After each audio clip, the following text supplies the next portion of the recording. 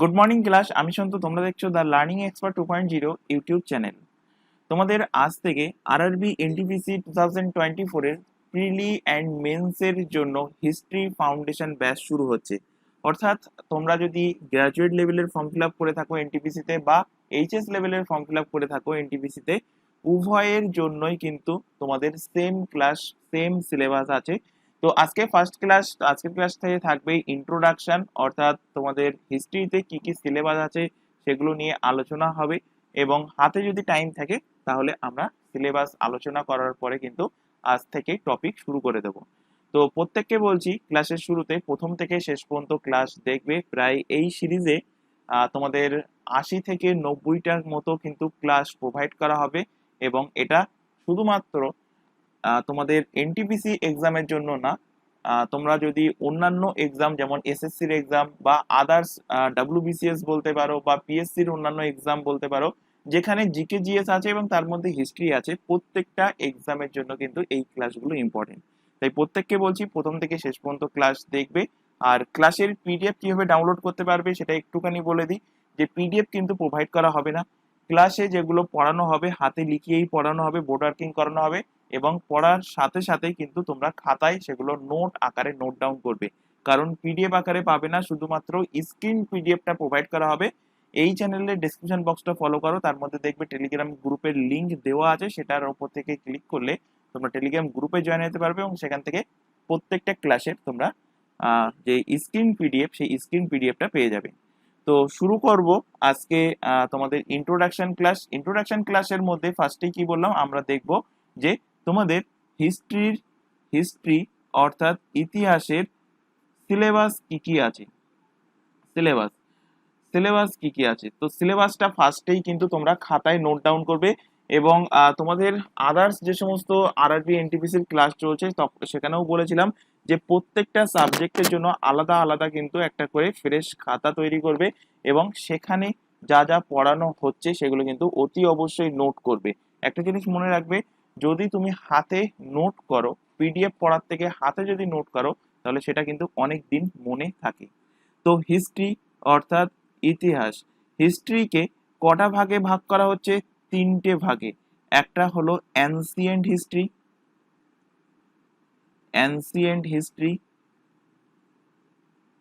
Medieval history এবং আরেকটি হলো modern history. Modern modern history. তো ancient history, medieval history and কি মডার্ন হিস্ট্রি। তো অ্যানসিয়েন্ট হিস্ট্রির মধ্যে ফার্স্ট যে টপিকটা শুরু হবে সেটা কি, সেটা হলো পাষাণকাল অর্থাৎ স্টোন এজ। পাষাণকাল পাষাণকাল পাষাণকালের পরে এখানে চলে আসবে কি বিভিন্ন ধরনের সভ্যতা। কি কি সভ্যতা এর মধ্যে আসবে? আসবে সিন্ধু সরস্বতী সভ্যতা, সিন্ধু ঘাটি সভ্যতা। তারপর সিন্ধু সভ্যতার পর আসবে কি বৈদিক সভ্যতা। তারপর 3 নম্বরে থাকবে বিভিন্ন মহাজনপদ, ষোড়শ মহাজনপদ।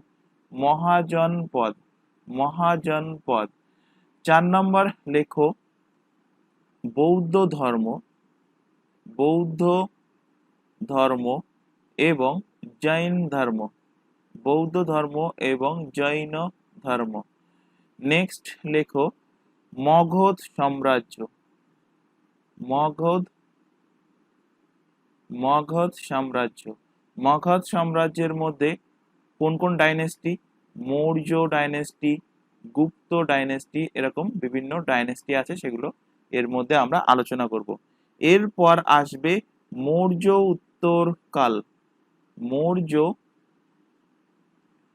মৌর্য উত্তরকাল মৌর্য উত্তরকাল। এরপর ভারতে আসবে কারা? ভারতে আসবে আরব এবং তুর্কিরা, তারা এসে ভারতে আক্রমণ করবে। তো সেই পার্টটা চলে যাবে কিসের মধ্যে? মেডিভেল হিস্ট্রির মধ্যে। তো 7 নম্বর দিয়ে লেখো আরব এবং তুর্ক আক্রমণ আরব ও তুর্কি আক্রমণ, তুর্ক আক্রমণ এটা আসবে মেডিভেল পার্টের মধ্যে। এরপর দিল্লি দিল্লি সালতানেট, দিল্লি দিল্লির সুলতান সাম্রাজ্য, দিল্লি সালতানেট, দিল্লি সালতানেট। তারপর আসবে মুঘল সাম্রাজ্য, মুঘল এম্পায়ার, মুঘল এম্পায়ার, মুঘল সাম্রাজ্য। তারপর বিজয়নগর, সাউথের দিকে বিজয়নগর সাম্রাজ্য, বিজয়নগর সাম্রাজ্য। তারপর বাহমনি, বাহমনি সাম্রাজ্য, মারাঠা সাম্রাজ্য, মারাঠা, মারাঠা এম্পায়ার, মারাঠা সাম্রাজ্য। এছাড়া দক্ষিণ ভারতের যে সমস্ত রাজবংশ ছিল, যেমন চোল, চালুক্য, রাষ্ট্রকূট, এই সমস্ত যে রাজবংশগুলো ছিল একসাথে লিখে রাখো, দক্ষিণ ভারতের, দক্ষিণ ভারতের রাজবংশ, দক্ষিণ ভারতের, দক্ষিণ ভারতের রাজবংশ। এরপর মডার্নে আসবে, দক্ষিণ ভারতের রাজবংশের পরে মডার্নে আসবে যখন ইউরোপিয়ানরা ভারত আক্রমণ করবে, ইউরোপিয়ান শক্তিরা যখন ব্যবসা বাণিজ্য করতে আসবে। তো লিখে রাখো ইউরোপীয়, ইউরোপীয় শক্তি আক্রমণ, ইউরোপীয় শক্তি যখন ভারতে আক্রমণ করছে, ইউরোপীয় শক্তি আক্রমণ, ইউরোপীয় শক্তি আক্রমণ।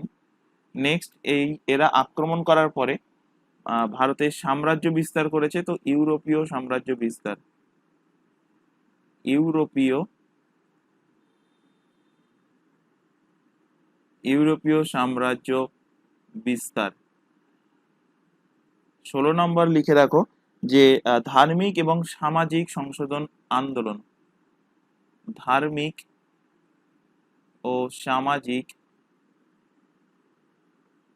সামাজিক সংশোধন আন্দোলন,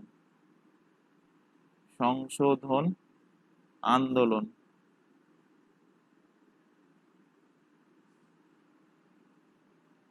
এবং লিখে রাখো যে 1857 সালে মহাবিদ্রোহ, 1857 সালের মহাবিদ্রোহ, মহাবিদ্রোহ।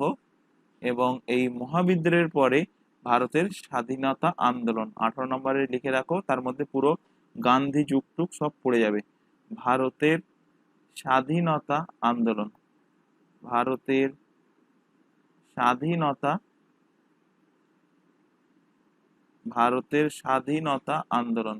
এর মধ্যে সব ভারত মানে গান্ধী যুগ যেগুলো আছে, গান্ধী যুগ, কংগ্রেসের গঠন, ভারত কিভাবে স্বাধীন হলো, সবকিছুই কিন্তু এর মধ্যে পড়ে যাবে। তো এই হলো টোটাল আমাদের সিলেবাস, 18টা পার্টে আমি ভাগ করেছি।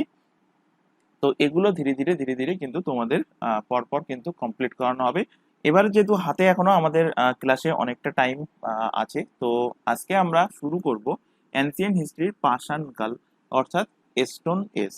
তার আগে দেখব যে হিস্ট্রি, এই হিস্ট্রিকে কটা ভাগে ভাগ করা হচ্ছে। কোশ্চেন দেবে, মনে রাখবে হিস্ট্রি অর্থাৎ ইতিহাসকে কটা ভাগে ভাগ করা হয়।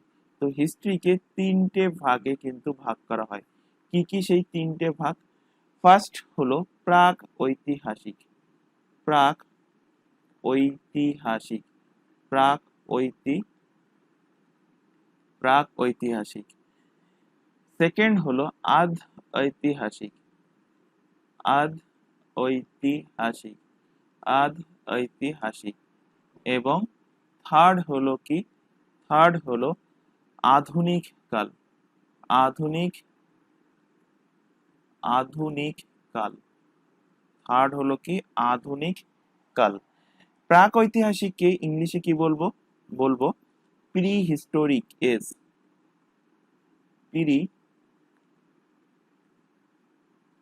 Pre historic age, prehistoric age, প্রাক ঐতিহাসিক।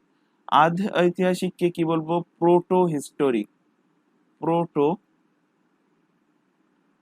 Proto historic age, protohistoric age. এবং আধুনিক কালকে কি বলবো? আধুনিক কালকে বলবো historical age, historical, historical age, historical age. প্রাক ঐতিহাসিক, তাহলে হিস্ট্রিকে কটা ভাগে ভাগ করা যায়? তিনটে ভাগে, প্রাক ঐতিহাসিক, আধ ঐতিহাসিক এবং আধুনিক কাল, অর্থাৎ prehistoric, protohistoric and historical age. এই তিনটে ভাগ ভাগ করা হয়েছে কিসের ভিত্তিতে? কোশ্চেন দিতে পারে। তো তিনটে ভাগে যেটা ভাগ করা হয়েছে মূলত লেখার ভিত্তিতে। লেখার ভিত্তিতে বলতে প্রাগ ঐতিহাসিক কালে কি ছিল? প্রাগ ঐতিহাসিক কালে কিন্তু কোনো কিছু লিখিত জিনিস পাওয়া যায়নি। আদ ঐতিহাসিক কালে কি হয়েছে? লিখিত এমন কিছু জিনিস তখনকার মানুষরা লিখে গেছে যেটা এখন পাঠোদ্ধার করা সম্ভব হয়নি, মানে যেটাকে পড়া সম্ভব হয়নি। আর আধুনিক কালে কি হয়েছে? আধুনিক কালে লিখিত জিনিস পাওয়া গেছে এবং সেগুলোকে পাঠোদ্ধার করা সম্ভব হয়েছে। তাহলে প্রি হিস্টোরিক কালে কি হয়েছে? কোনো কিছু, কোনো কিছু লিখিত পাওয়া যায়নি, কোনো কিছু লিখিত, কোনো কিছু লিখিত পাওয়া যায়নি, কোনো কিছু লিখিত পাওয়া যায়নি। কোন কালে? প্রি হিস্টোরিক কালে। প্রোটো হিস্টোরিক কালে কি হয়েছে? প্রোটো হিস্টোরিক কালে লিখিত জিনিস কিন্তু পাওয়া গেছে, লিখিত, লিখিত জিনিস, লিখিত জিনিস পাওয়া যায়, কিন্তু সেগুলো পাঠোদ্ধার সম্ভব হয়নি, কিন্তু সেগুলো, সেগুলোর পাঠোদ্ধার, পাঠোদ্ধার সম্ভব হয়নি, সম্ভব হয়নি। মানে এমন কিছু লিখে গেছে, যেমন এক্সাম্পল হিসাবে ধরতে পারো, যদি আমি এইভাবে এরকম লিখি, যেগুলো চাইনিজ ল্যাঙ্গুয়েজ, আশা করি আমরা চাইনিজ ল্যাঙ্গুয়েজ কেউ জানি না, তো এগুলো কি আমি পাঠোদ্ধার করতে পারবো? না, পাঠোদ্ধার করতে পারবো না। তো তেমনি এমন কিছু লেখা ছিল যেগুলো পাঠোদ্ধার করা সম্ভব হয়নি, যেগুলো সহজ বাংলায় পাঠোদ্ধারকে, যেগুলোকে পড়া সম্ভব হয়নি। আর আধুনিক কালে কি হয়েছে? আধুনিক কালে, আধুনিক কালে কি হয়েছে? আধুনিক কালে লিখিত জিনিস পাওয়া গেছে, লিখিত জিনিস পাওয়া গেছে এবং তার পাশাপাশি লিখিত জিনিস পাওয়া গেছে এবং সেগুলো পাঠোদ্ধারও করা গেছে, সেগুলো পড়া গিয়েছে, সেগুলোকে পড়া গিয়েছে, সেগুলো পাঠোদ্ধার সম্ভব হয়েছে। তাহলে এই আহ, এর ভিত্তিতে কিন্তু হিস্টোরিকে তিনটে ভাগে ভাগ করা হয়েছে: প্রাক ঐতিহাসিক, prehistoric, protohistoric and historical age. এবার আমরা শুরু করব প্রাগ ঐতিহাসিক যুগ দিয়ে। তার আগে একটা ছোট ইনফরমেশন প্রোভাইড করার আছে। তোমরা এখন যে ক্লাসটা দেখছো সেটা আরআরবি এনটিপিসির prelim and mains special history class, যেখানে তোমাদের গ্রাজুয়েট লেভেল এবং এইচএস লেভেল যার জন্যই ফর্ম ফিল আপ করে থাকো না কেন, প্রত্যেকটার জন্যই কিন্তু তোমাদের এই যে ক্লাসটা প্রোভাইড করা হবে, হিস্ট্রির যে সিরিজটা চলবে ফাউন্ডেশন ব্যাচ, এটাই কিন্তু মোর দ্যান এনাফ, মানে যতটা রিকোয়ারমেন্ট তার থেকে বেশি কিন্তু এখানে করিয়ে দেওয়া হবে। একটা জিনিস বলা হয়নি ক্লাসের শুরুতে, যে তোমাদের এই যে চ্যাপ্টার ওয়াইজ পড়ানো হবে, ফাউন্ডেশন ব্যাচ চলবে, এটা শেষ হওয়ার পর এই চ্যাপ্টারের ওপর থেকে প্রিভিয়াস ইয়ারের রেলের যে সমস্ত এক্সামে কোশ্চেন এসেছে, যেমন সাপোজ ধরো আমি এখানে চ্যাপ্টারটা ধরেছি কি অ্যানসিয়েন্ট হিস্ট্রি, পাষাণকাল, স্টোন এজ ধরেছি। তো এর উপর থেকে যখন এই টপিকটা কমপ্লিট হবে বা সিন্ধু সভ্যতাটা যখন টোটালটা কমপ্লিট হয়ে যাবে, তখন এই টপিকের উপর থেকে প্রিভিয়াস ইয়ারের রেলের এক্সামে, রেলের যাবতীয় এক্সামে যা যা কোশ্চেন এসেছে সেগুলো কিন্তু সবকটাই তোমাদের প্র্যাকটিস করানো হবে। আচ্ছা, এখানে দেখো, এখানে আদার্স যে এক্সামের নামগুলো দেখতে পাচ্ছ, পিএসসি ক্লার্কশিপ, এছাড়া পুলিশের যাবতীয় এক্সাম, এসএসসি যাবতীয় এক্সাম, প্রতিটা এক্সামের জন্য আমাদের দুটো ইউটিউব চ্যানেল মিলিয়ে সম্পূর্ণ ফ্রিতে syllabus wise live class provide করা হচ্ছে। প্রত্যেকটা সাবজেক্টের লাইভ ক্লাস অ্যাটেন্ড না করতে পারলে থেকে যায় রেকর্ডেড ফরম্যাটে, সুতরাং রেকর্ডেড হিসেবে পরবর্তীতে ক্লাসগুলো কিন্তু দেখে নিতে পারবে। তবে একটা রিকোয়েস্ট প্রত্যেকের কাছে থাকছে, কেউ এই চ্যানেলের কোনো ক্লাসকে ডাউনলোড করে দেখবে না, এটা আমাদের কাছ থেকে তোমাদের কাছে একটা ছোট রিকোয়েস্ট থাকছে। এছাড়া এই প্রত্যেকটা এক্সামের জন্য আমাদের আলাদা আলাদা হোয়াটসঅ্যাপ ব্যাচ ওপেন করা আছে। হোয়াটসঅ্যাপ ব্যাচে কিন্তু সবার আগে রুটিন প্রোভাইড করে দেওয়া হয় যে কখন কোন টাইমে কোন ক্লাস হবে, এবং সেই ক্লাসের লিঙ্কগুলোও কিন্তু তোমাদের নির্দিষ্ট টাইমের আগে হোয়াটসঅ্যাপ ব্যাচেই প্রোভাইড করা হয়। এছাড়া এক্সাম ওরিয়েন্টেড যাবতীয় গুরুত্বপূর্ণ ইনফরমেশন, যেমন কোনো নোটিফিকেশন প্রকাশিত, কোনো তোমাদের অ্যাডমিট কার্ড, অ্যান্সার কি, রেজাল্ট ইত্যাদি প্রকাশিত হোক, সবার আগে হোয়াটসঅ্যাপ ব্যাচে জানানো হয়। তো হোয়াটসঅ্যাপে যুক্ত হতে চাইলে কি করতে হবে, নিচে যে হোয়াটসঅ্যাপ নাম্বারটা তোমাদের সামনে শো হচ্ছে এই নাম্বারে হোয়াটসঅ্যাপে মেসেজ করে আমাদেরকে ইনফর্ম করবে যে তোমরা কোন এক্সামের জন্য প্রিপারেশন নিতে চাও বা কোন ব্যাচে যুক্ত হতে চাও। কেউ এই নাম্বারে নর্মাল কল, ভিডিও কল কিন্তু করবে না, শুধুমাত্র হোয়াটসঅ্যাপে মেসেজ করে জানাবে। তাহলে তোমাদের রিকোয়ারমেন্ট অনুযায়ী নির্দিষ্ট ব্যাচে অ্যাড করে নেওয়া হবে এবং সেখান থেকে তোমাদের প্রপার গাইডেন্স প্রোভাইড করা হবে। এছাড়া এখানে আরো একটা ইনফরমেশন দেবো, তোমরা এখন যে চ্যানেলের ক্লাসটা দেখছো চ্যানেলের নাম হলো দ্য লার্নিং এক্সপার্ট 2.0। এই চ্যানেলেই প্রত্যেকটা এক্সামের জন্য GK, GS, current affairs, reasoning and ইংলিশের ক্লাস পেয়ে যাবে তোমরা এই চ্যানেল থেকে। আর আরআরবি এনটিপিসি স্পেশাল যে ম্যাথের ক্লাসটা, সেটাও কিন্তু তোমাদের এই চ্যানেলেই প্রোভাইড করা হচ্ছে। এটা ছাড়া বাকি সমস্ত এক্সামের জন্য ম্যাথের ক্লাস আমাদের অন্য যে নতুন চ্যানেল ওপেন করা হয়েছে, চ্যানেলের নাম ম্যাথস বাই সন্তু স্যার, চ্যানেলের লিঙ্ক এই ক্লাসের ডেসক্রিপশন বক্সের মধ্যে পেয়ে যাবে। তো সেখানে কিন্তু প্রোভাইড করা হচ্ছে, তাই প্রত্যেককে বলছি চ্যানেল দুটোকে সাবস্ক্রাইব করে নাও, বেল আইকনকে অল নোটিফিকেশন সেট করো। রেগুলার বেসিসে চ্যানেল দুটোতে ক্লাস চলছে, রেগুলার বেসিসে চ্যানেল দুটো থেকে ক্লাসগুলো করতে থাকো। আচ্ছা, হেডিং করো এবার প্রাক ঐতিহাসিক কাল। প্রাক ঐতিহাসিক, হেডিং করো প্রাক ঐতিহাসিক কাল। প্রাক ঐতিহাসিক কাল, প্রি হিস্টোরিক।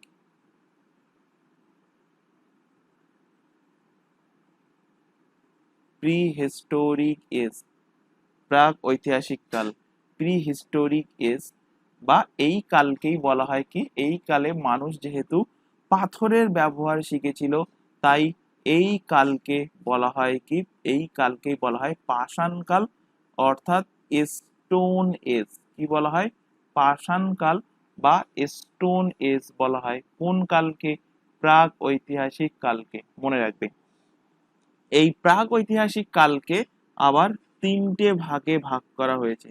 প্রাক ঐতিহাসিক কালকে কটা ভাগে ভাগ করা হয়েছে, তিনটে ভাগে। তিনটে ভাগে কিন্তু ভাগ করা হয়েছে। সেই তিনটে ভাগ কি কি, ফার্স্ট লেখো পুরা পাষাণ কাল। ফার্স্ট লেখো পুরা পাষাণ কাল। পুরা পাষাণ কাল, মধ্য পাষাণ কাল, পুরা পাষাণ কাল, মধ্য পাষাণ কাল এবং নব পাষাণ কাল।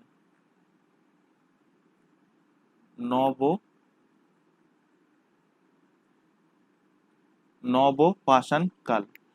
অর্থাৎ পুরা পাষাণ কাল কি, পুরা পাষাণ কাল হবে প্যালোলিথিক এজ। প্যালোলিথিক, প্যালোলিথিক এজ। মধ্য পাষাণ কালকে ইংলিশে কি বলবো, ইংলিশ টার্মগুলো বারবার বলছি তোমাদের, ইংলিশ টার্মগুলো কিন্তু ধীরে ধীরে তোমরা মুখস্থ করার চেষ্টা করবে। Mesolithic, Mesolithic age, Mesolithic age. আর নবপাষাণ কালকে বলবো কি, Neolithic age. Neolithic age, Neolithic age. তাহলে দেখো পুরাপাষাণ কাল, মধ্যপাষাণ কাল এবং নবপাষাণ কাল, অর্থাৎ Palaeolithic age, Palaeolithic age, Mesolithic age and কি, নিওলিথিক এজ। এই তিনটে যে সময়কাল প্রাক ঐতিহাসিককে তিনটে ভাগে ডিভাইড করা হয়েছে, এই তিনটে সময়কাল কি কি, এক্সামে কোশ্চেন দিতে পারে। তো পুরা পাষাণ কাল, পুরা পাষাণ কালের টাইম পিরিয়ড কত, কার্বন সি 14 যে পরীক্ষা করা হয় বয়স নির্ধারণ করার জন্য, সেই রেজাল্ট অনুসারে এই ডেটগুলো উঠে এসছে, মানে কবে এই টাইম পিরিয়ডগুলো ছিল, মানে পুরা পাষাণ কালের টাইম পিরিয়ড কি ছিল। তো পুরাপাষাণ কালের টাইম পিরিয়ড ছিল 20 লক্ষ খ্রিস্টপূর্বাব্দ। খ্রিস্টপূর্বাব্দকে ইংলিশে বলা হয় কি, বিসি।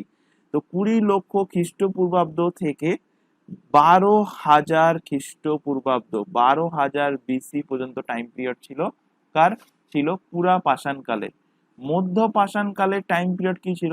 পুরা পাষাণকালের পর থেকে অর্থাৎ 12,000 খ্রিস্টপূর্বাব্দ থেকে 6,000 খ্রিস্টপূর্বাব্দ পর্যন্ত ছিল মধ্য পাষাণকালের টাইম পিরিয়ড। আর নব পাষাণকালের টাইম পিরিয়ড কি ছিল? 6,000 খ্রিস্টপূর্বাব্দ থেকে পরবর্তী সময়কাল পর্যন্ত ছিল নব পাষাণকালের টাইম পিরিয়ড। পুরা পাষাণকালে মানুষ কি ছিল? মানুষ ছিল কিন্তু আদি মানব। পুরা পাষাণকালে ছিল কারা? পুরা পাষাণকালে ছিল কিন্তু আদি মানব। আদি মানব ছিল পুরা পাষাণকালে, ছিল মানব ছিল কি? আদি মানব। আদি মানব। এই আদি মানবরা কি করতো? আদি মানবরা বড় বড় পাথর দিয়ে তারা কিন্তু ঘর বাড়ি তৈরি করতো, বা বড় পাথর কাউকে ছুঁড়ে মারলো, কোনো পশুর গায়ে ছুঁড়ে মারলো, মেরে তাকে হত্যা করে তার মাংস খেত। এবার এর মানে এইভাবে কি করতে লাগলো? এইভাবে তারা বড় পাথরের টুকরোকে বিভিন্ন উপকরণ হিসেবেও কিন্তু তারা কাজে লাগাতে লাগলো। তো এখানে লিখে রাখো যে বড় বড় পাথরের টুকরো, বড় বড় বড় বড় পাথরের টুকরোকে, বড় বড় পাথরের টুকরো, বড় বড় পাথরের টুকরোকে উপকরণ হিসাবে, বিভিন্ন উপকরণ হিসাবে কাজে লাগাতো। বিভিন্ন উপকরণ হিসাবে, বিভিন্ন উপকরণ হিসাবে, বিভিন্ন উপকরণ হিসাবে কি করত? কাজে লাগাতো। বিভিন্ন উপকরণ হিসাবে তারা কাজে লাগাতো এই আদি মানবরা। এরপর একদিন বড় বড় এই যে পাথর, এই বড় বড় পাথর ছুটতে ছুটতে হঠাৎ করে দেখলো যে এক জায়গায় পাথর পড়ে আছে, সেই পাথরের উপরে আরেকটা পাথর ছুটলো, দেখলো যে একটা আগুনের যে ফুলকি, আগুনের ফুলকি মতো বার হলো। তো সেটাকে আবার কিভাবে ফুলকি বার হলো সেটা তো মানে তাদের অজান্তে বেরিয়েছিল। তো এর ফলে কি করলো? এরপর আবার এরকম তারা হিট অ্যান্ড ট্রায়াল দিতে দিতে দিতে দিতে আবারও এরকম দেখা গেল যে একটা পাথরের উপর যখন আরেকটা পাথর খুব জোরে পড়ছে, সেখানে আগুনের ফুলকি তৈরি হচ্ছে। অর্থাৎ আগুনের তারা কিন্তু খোঁজ করে ফেললো। তাহলে আগুনের খোঁজ করলো কোন সময়? আগুনের খোঁজ করলো, আগুনের খোঁজ করলো, আগুনের খোঁজ করলো এই পুরা পাষাণকালে। পুরা পাষাণকালে তারা কি? আগুনের খোঁজ করলো। মধ্য পাষাণকালে এদিকে কি হচ্ছে?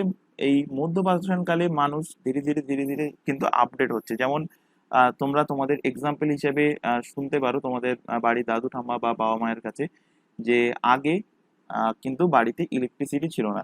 আগে হারিকেন বা লণ্ঠন ইত্যাদি জাতীয় জিনিস কিন্তু ব্যবহৃত হতো। তারপর ধীরে ধীরে ইলেকট্রিসিটি আসলো। এখন ইলেকট্রিসিটির আসার ফলে সেই জিনিসগুলো হারিয়ে যেতে থাকলো। আর মানুষ ইলেকট্রিক্স আইটেম, লাইট, পাখা, ফ্যান ইত্যাদি ব্যবহার করতে থাকলো। এবার ইলেকট্রিক যখন আসলো, তখন ইলেকট্রিক তৈরি হতো কিসে? তৈরি হতো কয়লা দ্বারা, বা কোনো ডিজেল, পেট্রোল ইত্যাদি দ্বারা, বা জলবিদ্যুৎ বা নিউক্লিয়ার পাওয়ার প্ল্যান্ট থেকে তৈরি হতে থাকলো। তো এর ফলে কি হলো? কয়লার ঘাটতি হতে শুরু করলো। তারপর মানুষ ধীরে ধীরে মুভ করলো কোন দিকে? ধীরে ধীরে মুভ করলো সোলার এনার্জির দিকে। তো তেমনটাই কিন্তু তখনকার মানুষও কিন্তু ধীরে ধীরে ধীরে ধীরে কিন্তু বিভিন্ন কালের মধ্যে আপডেট হতে হতে যাচ্ছে।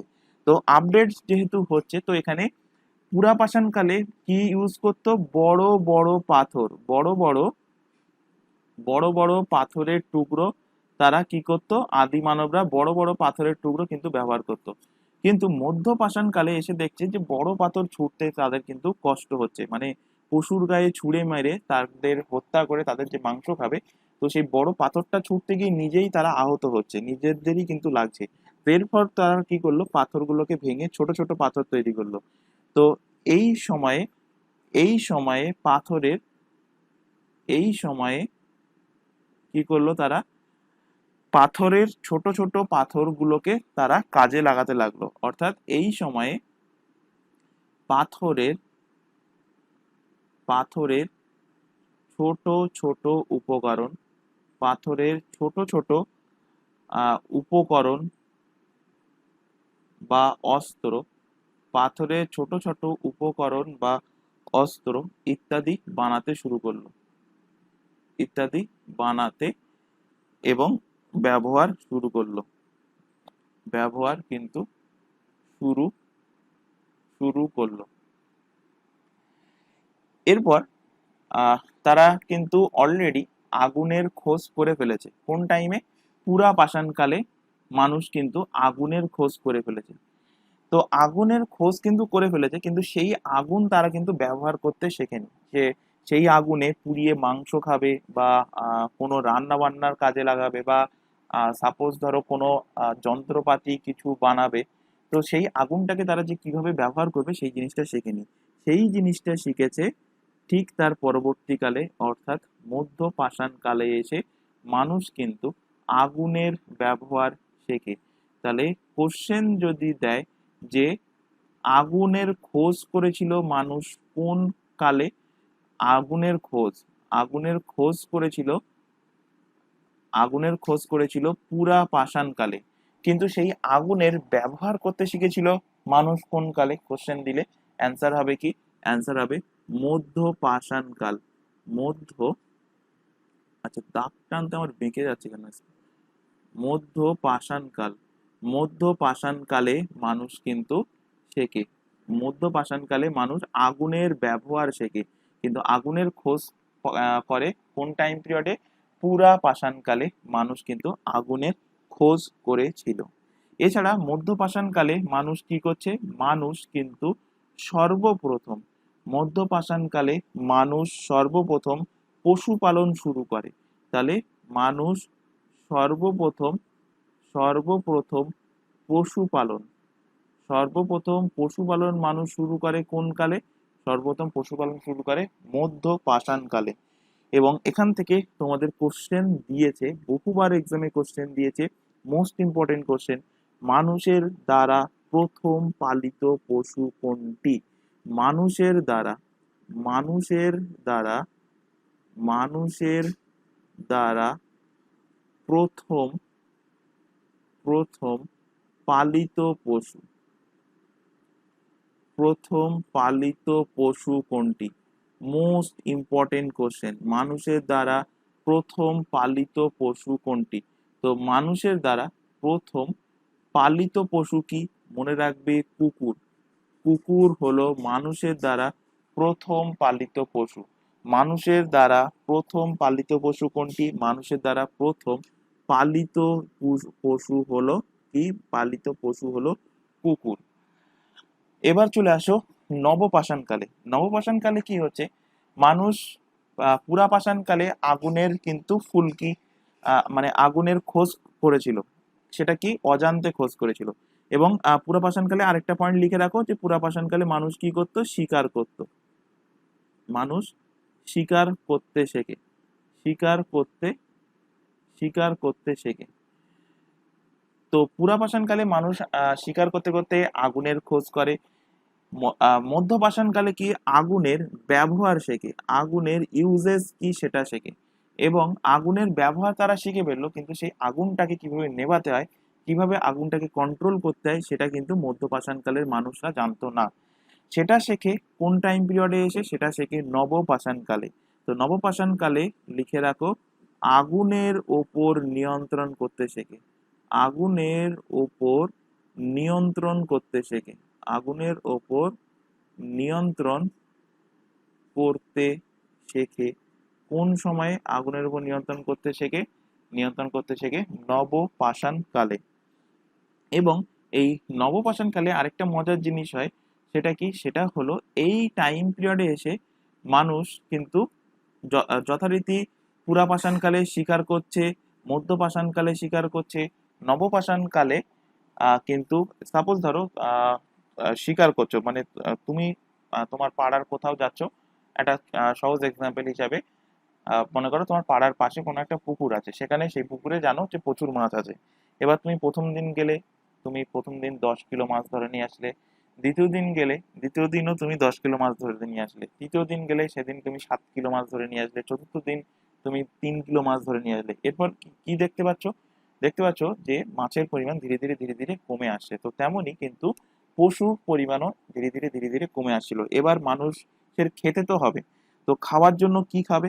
তো খাওয়ার জন্য দরকার কিন্তু চাষবাস করা, কৃষিকাজ। তো মানুষ সর্বপ্রথম কৃষিকাজ শেখে কোন সময় এসে? মানুষ সর্বপ্রথম সর্বপ্রথম কৃষিকাজ কৃষিকাজ ফার্মিং কৃষিকাজ শেখে এই নবপাষাণকালে। নবপাষাণকালে এসে মানুষ কিন্তু সর্বপ্রথম কৃষিকাজ করতে শেখে। এবার মানুষ কৃষিকাজ করতে শিখেছে কোথায়? নদীর তীরবর্তী অঞ্চলগুলোকে মানুষ কিন্তু কৃষিকাজ করার জন্য বেছে নিয়েছে, এবং প্রত্যেকেই জানো নদীর তীরবর্তী অঞ্চলে কি কি সুবিধা। সেখানে কিন্তু কৃষির উপযুক্ত যে মাটিটা, সেই মাটিটা পাবে, জল সহজে পাবে, আবহাওয়া কিন্তু মনোরম থাকে নদীর আশপাশ এরিয়াতে। তো এর ফলে মানুষ এই নদীর আশপাশ এরিয়াতে চলে যেতে থাকে এবং সেখানে গিয়ে কৃষিকাজ করতে থাকে। এবার কৃষিকাজ করার জন্য, কৃষিকাজ করে আবার মানুষ মনে করো তোমার জমি তোমার বাড়ির থেকে যদি 10 কিলোমিটার দূরে হয়, বা সাপোজ ধরো 50 কিলোমিটার দূরে হয়, 10 কিলোমিটার কম হয়ে গেল, 50 কিলোমিটার দূরে হয়। তো আহ, এবং 50 কিলোমিটার দূরে গিয়ে তুমি চাষবাস করতে যাচ্ছ সেই জমিতে, তো চাষবাস করে তুমি আবার রাত্রে কি রিটার্ন করবে? না।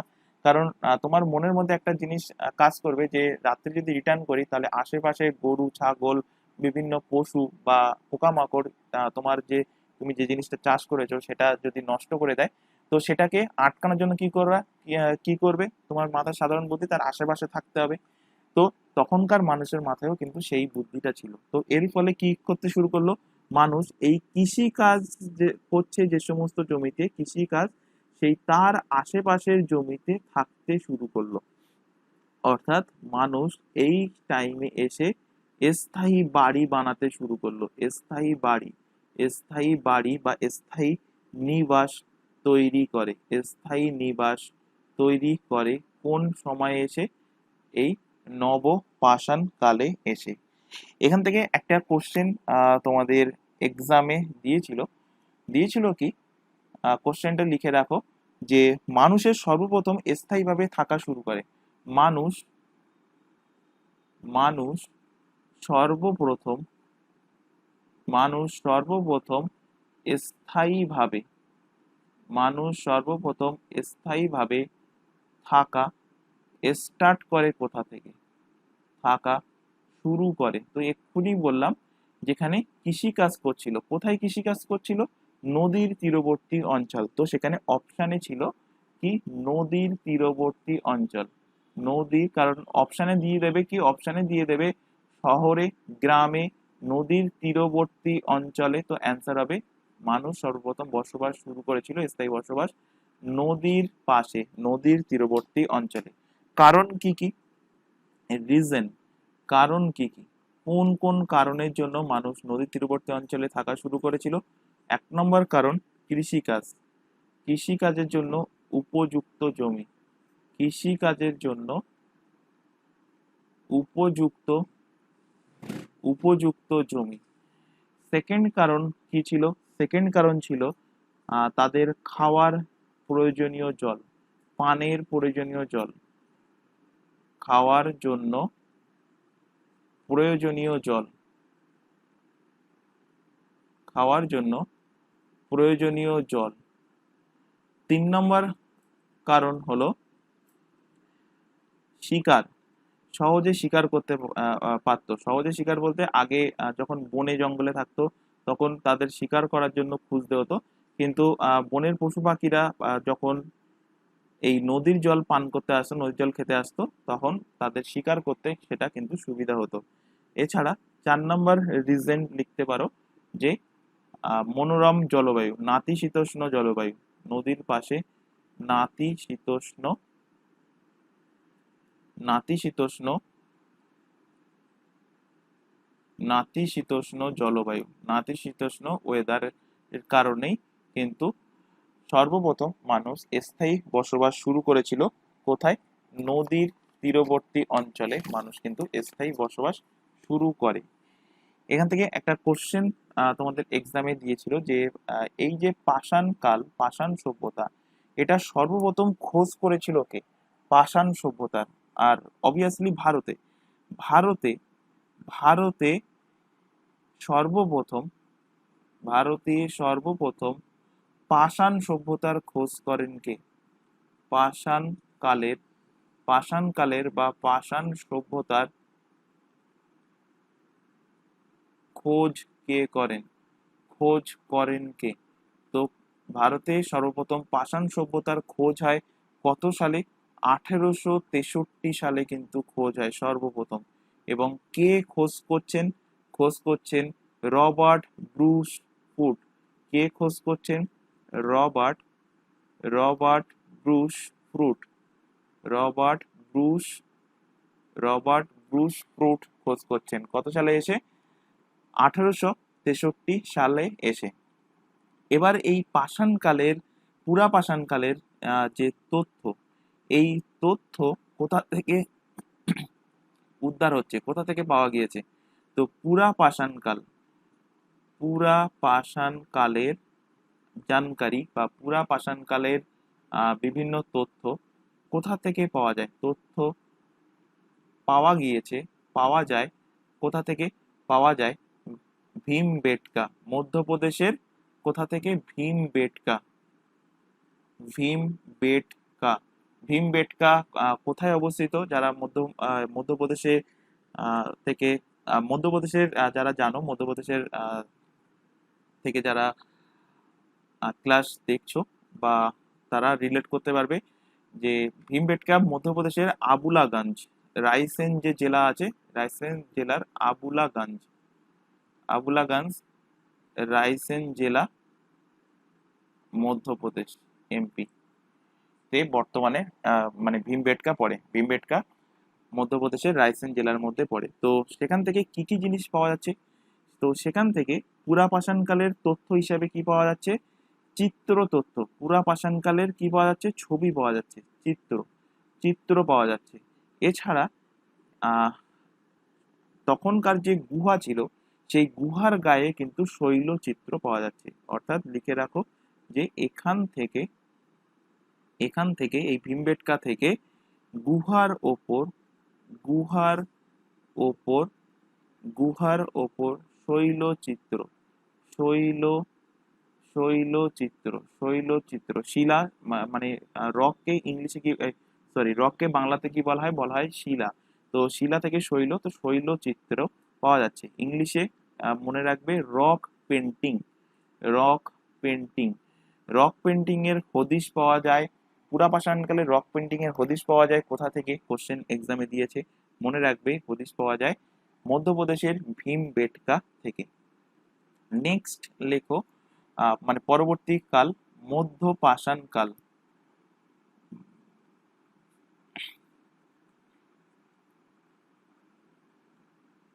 মধ্য পাষাণ কাল। তাহলে পুরা পাষাণ কালের তথ্য কে দিচ্ছে? তথ্য দিচ্ছে রবার্ট ব্রুস ফুট। মধ্য পাষাণ কালের তথ্য অর্থাৎ জানকারি কে দেবে? মধ্য পাষাণ কালের সর্বপ্রথম, একদম প্রথমে সর্বপ্রথম তথ্য দেয় সর্বপ্রথম তথ্য দেয় কে? মধ্য পাষাণ কালের সর্বপ্রথম তথ্য দেয় 1867 সালে। কে দেয়? কালাইল। 1867 সালে কে দেয়? কালাইল। কালাইল সর্বপ্রথম কিন্তু মধ্য পাষাণ কালের তথ্য দেয়। মধ্য পাষাণ কালকে মধ্য পাষাণ কালকে বলা হয় কি? মাইক্রো, বলা হয় মাইক্রোলিথিক এজ। Microlithic age. কেন এই কালকে মাইক্রোলিথিক এজ বলা হয়? এর পিছনে কোনো না কোনো কারণ আছে। কারণটা কি? কারণ মাইক্রো শব্দের অর্থ কি? মাইক্রো শব্দের অর্থ হলো ছোট ছোট। মাইক্রো শব্দের অর্থ হলো ছোট ছোট, অর্থাৎ ক্ষুদ্র ক্ষুদ্র। লিথিক শব্দের অর্থ হলো পাথর, পাথর। তো এই টাইম পিরিয়ডে মানুষ কি করছে? এক্ষুনি পড়ালাম যে এই টাইম পিরিয়ডে মানুষ কিন্তু ছোট ছোট যে পাথর, সেই পাথরের দ্বারা উপকরণ বানাচ্ছে, বা সেই ছোট ছোট পাথরের দ্বারা অস্ত্র বানাচ্ছে। সেই ছোট ছোট পাথর তারা কিন্তু ব্যবহার করছে। সেই জন্য এই টাইম পিরিয়ডকে বলা হয়, ছোট ছোট থেকে মাইক্রো এসছে, পাথর থেকে লিথিক, মাইক্রোলিথিক এজ। এক্সামে কোশ্চেন দিয়েছে যে মাইক্রোলিথিক এজ বলা হয় কোন টাইম পিরিয়ডকে? তো অ্যান্সার হবে মধ্য পাষাণ কালকে বলা হয়।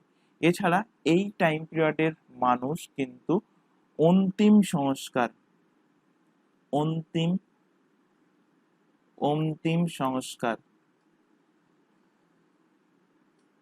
অন্তিম সংস্কার যাকে বলা হয় অন্ত্যেষ্টি, যাকে বলা হয় কি অন্ত্যেষ্টি। অন্ত্যেষ্টির কিন্তু পরিচয় পাওয়া যায়, অন্ত্যেষ্টির হদিশ পাওয়া যায়, অন্ত্যেষ্টির পরিচয় পাওয়া গেছে। কোন সময়? মধ্য পাষাণকালের সময়। কোথা থেকে পাওয়া গেছে এই অন্ত্যেষ্টির হদিশ? তো উদাহরণ হিসাবে লিখে রাখো যে প্রথমে পাওয়া গিয়েছে কোথায়? কাশ্মীর থেকে। কাশ্মীরের একটা জায়গা আছে, জায়গার নাম কি? Burj home. কাশ্মীরের বুর্জ হোম। এই কাশ্মীরের বুর্জ হোম থেকে কি পাওয়া গিয়েছে? পাওয়া গিয়েছে মানুষের সাথে কুকুর। মানুষের দ্বারা প্রথম পালিত পশু কি? এক্ষুনি পড়ালাম, কুকুর। তো মানুষের সাথে কুকুরের বডি পেয়েছে। মানুষের সাথে মানুষের সাথে মানুষের সাথে কুকুরের, তার পালিত পশু কুকুরের শরীর, কুকুরের বডি পাওয়া যায়। কুকুরের বডি পাওয়া গিয়েছে কোন কালে? কুকুরের বডি পাওয়া গেছে এই কাশ্মীরের বুর্জ হোম থেকে। কোন কালে? মধ্য পাষাণ কালে। এছাড়া চলে আসো এদিকে উত্তরপ্রদেশে। তো উত্তরপ্রদেশ থেকে কি পাওয়া যাচ্ছে?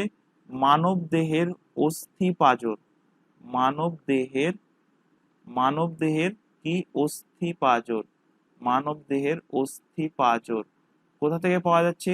উত্তরপ্রদেশ থেকে। উত্তরপ্রদেশ থেকে, ইউপি থেকে পাওয়া যাচ্ছে। ইউপির দুটো জায়গা থেকে কিন্তু পাওয়া যাচ্ছে। কোথায় কোথায় সেই দুটো জায়গা? একটা হলো সারাই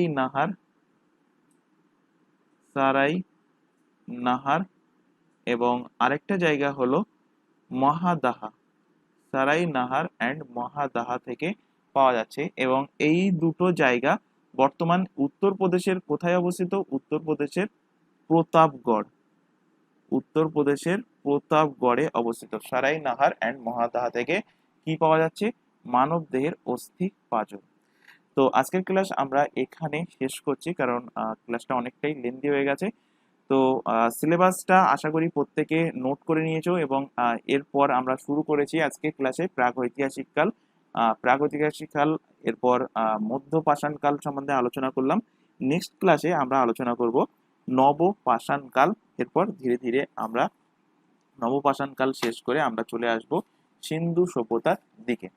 তো আশা করি আজকের ক্লাস ভালো লেগেছে। ক্লাসে যদি কোথাও বুঝতে অসুবিধা হয় সেটা অবশ্যই কমেন্ট বক্সে কমেন্ট করে জানাবে। আর কোথাও ডাউট থাকলে কিন্তু সেটাও কিন্তু কমেন্ট বক্সে কমেন্ট করে জানাবে। আর ক্লাস যদি ভালো লাগে তো ক্লাসটাকে অবশ্যই লাইক করবে, তোমার বন্ধু বান্ধবের মধ্যে শেয়ার করবে যারা আরআরবি, এনটিপিসি বা আদার্স অন্যান্য কম্পিটিটিভ এক্সামের জন্য প্রিপারেশন নিচ্ছে। আজকের ক্লাস এই পর্যন্ত। নেক্সট দেখা হবে পরবর্তী ক্লাস নিয়ে। Thank you.